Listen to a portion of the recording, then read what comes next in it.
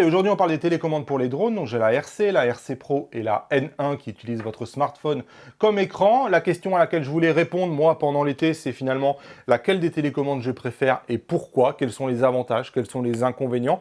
Et je vais partager quelque part mes conclusions ici avec vous. Alors, je les ai utilisées à la fois avec le Mini 3 Pro, mais aussi avec le Mavic 3 pour voir un peu si c'était la même chose avec les deux télécommandes. Donc, concrètement, la télécommande qui est sortie avec le Mini 3 Pro, c'est celle-ci, c'est la RC. Elle a l'avantage d'être vraiment abordable en termes de télécommande, d'avoir un écran incorporé qui vous permet de ne pas avoir besoin d'utiliser votre smartphone pour contrôler votre drone. La batterie, de manière générale, de toutes ces télécommandes sont vraiment excellentes. J'ai quasiment jamais eu besoin de les recharger pendant tout l'été, donc franchement, c'est le top. En termes de boutons, on a quasiment le même nombre de boutons sur ces télécommandes-là.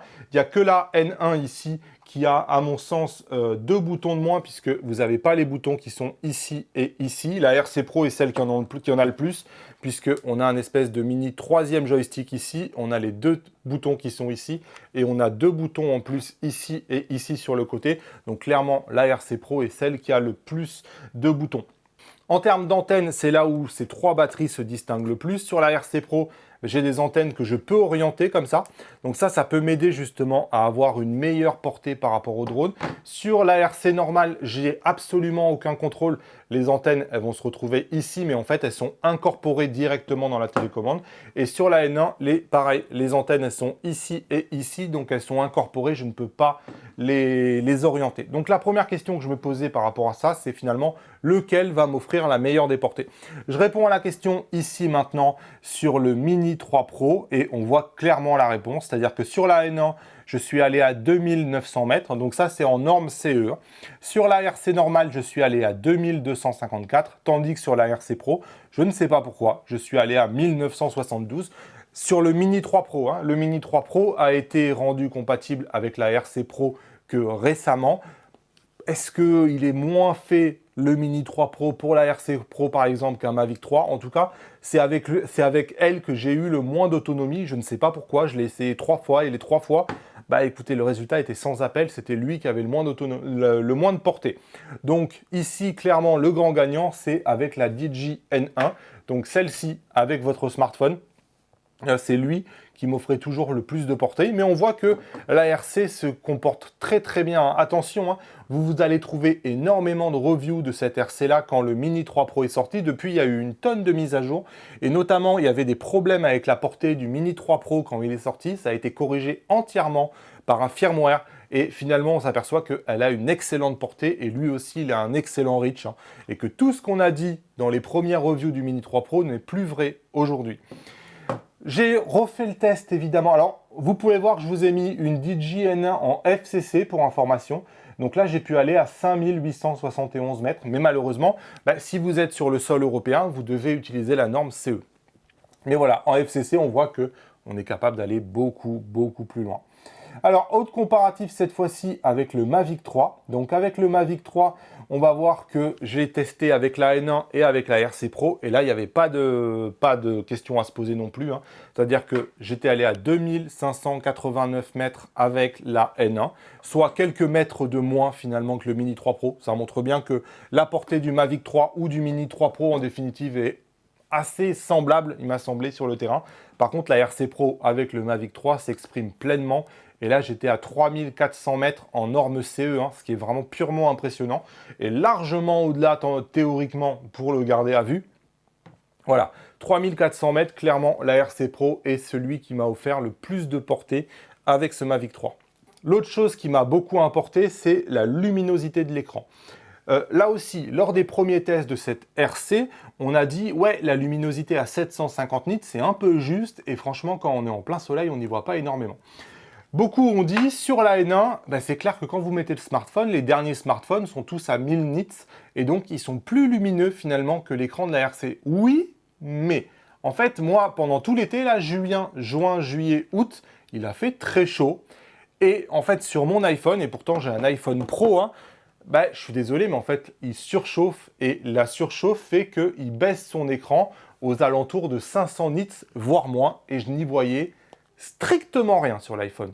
Mais alors, rien de rien. Et en fait, il s'est avéré que c'était le moins bon écran à ma disposition pendant le mois de juillet et pendant le mois d'août, parce que finalement, il baissait sa luminosité pour éviter de surchauffer. Et dans ces cas-là, en fait, je me suis aperçu que la RC, qui elle maintenait 750 nits, quelle que soit la chaleur et quelle que soit la durée, ben finalement, elle était vraiment excellente. Et je continue de me dire que pour le prix à laquelle le vend le DJI, franchement, elle est extrêmement bien construite. Les boutons sont très bien, ils sont assez riches. Il manque rien en fait à cette RC. L'écran à 750 nits, c'est certes pas le plus lumineux, mais vous avez une télécommande qui pèse pas grand-chose parce que quand vous regardez le poids de ces télécommandes-là, vous apercevez qu'elles pèsent 375 grammes. N1 ou RC, sachant qu'il y a l'écran ici, c'est le même poids en fait. Ces deux télécommandes font le même poids, sauf qu'ici vous avez l'écran en plus. Et elle, il faut bien vous comprendre que c'est le double. C'est-à-dire que celle-là fait 675 grammes. Donc vous passez de 375 grammes à 675 grammes. Et c'est vrai que quand je l'ai découverte, waouh, ça fait pavé quand même, hein. Elle est vraiment très très imposante, la RC Pro. Vous voyez, si je vous mets les deux l'une sur l'autre, la RC Pro est vraiment plus grande. Elle dépasse dans tous les sens en fait.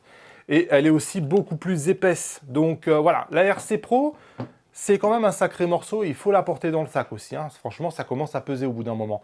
Donc moi, la RC, franchement, j'ai vraiment été très très surpris parce qu'il n'y a pas de problème de portée. Elle porte vraiment très très bien, que ça soit en CE ou que ça soit en FCC. Elle est compatible probablement avec tous les drones à venir de chez DJI et l'écran 750 nits, ok, mais elle ne surchauffe pas, alors que les smartphones, ils surchauffent énormément. Allez, petite pause, si mes vidéos vous sont utiles, ces télécommandes sont en vente chez ipln.fr. Vous pouvez mettre le code créateur Damien dans le panier, ça me permet de soutenir mon travail, de voir que vous êtes intéressé par plus de vidéos concernant l'univers des drones pour les photographes. Et moi, je vous dis merci de soutenir mon travail. La meilleure télécommande en termes de luminosité, c'est clairement la RC Pro, hein. Elle surchauffe pas, elle maintient 1000 nits, quelles que soient les conditions de température. Mais moi, franchement, j'ai détesté la mettre dans le sac parce que j'ai trouvé qu'elle était vraiment trop lourde.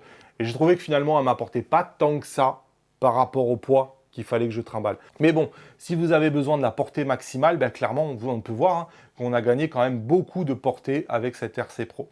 La particularité, c'est que la RC normale, ben, vous ne pouvez pas installer d'application, donc impossible dessus d'y mettre par exemple Facebook ou d'y mettre Twitter. Impossible dessus, vous n'avez pas de port HDMI de pouvoir faire un live et de diffuser en live ce que voit votre drone. La RC Pro vous permet de faire ça. Mais bon, pour moi, je garderai l'utilisation de la RC Pro vraiment réservée à des professionnels qui font du broadcast ou qui ont vraiment un usage très particulier à tirer de cette RC Pro parce que je pense que le grand public n'a que faire de cette télécommande-là. Elle est vraiment faite pour les pros et les vrais pros, hein, pas ce qu'on appelle des prosumeurs, entre guillemets. Moi, je pense que dans la majorité des cas, cette RC Pro, cette RC normale, fait vraiment très très bien le job. L'avantage de la N1, c'est que certes, elle utilise le smartphone, mais le smartphone, il y a tout dedans. Le smartphone, il est connecté à Internet, il a le GPS, il est connecté aussi avec les autres applications. Donc dessus, vous allez y retrouver Facebook, vous allez y retrouver Twitter, Instagram. Et finalement, vous avez tout directement dans le smartphone et c'est extrêmement pratique à l'usage. Le problème, c'est que vous dépendez de la luminosité de votre smartphone. L'autre avantage, c'est que on a la possibilité, via des petites applications pirates et compagnie, de parfois aller outre certaines limitations avec des applications que je peux installer sur mon smartphone, mais que je ne peux pas installer ni sur la RC, ni sur la RC Pro. Donc, je dirais que la N1 a l'avantage d'avoir un peu plus de polyvalence et d'ouvrir certaines portes que ne peuvent pas ouvrir les deux autres télécommandes qui sont un peu plus fermées. Moi, au final, la télécommande que j'ai décidé de conserver, c'est la N1 parce que j'aime bien le côté tout en un du smartphone. Je trouve que c'est un environnement plus ouvert et c'est un environnement qui permet, qui ouvre, qui a certaines portes que n'ont pas les environnements plus fermés qu'ont les deux autres RC. Mais voilà, selon les usages, vous allez basculer plutôt vers l'une ou plutôt vers l'autre. J'espère que mon retour vous a aidé à choisir. Comme d'habitude, ipln.fr, code créateur Damien. Salut!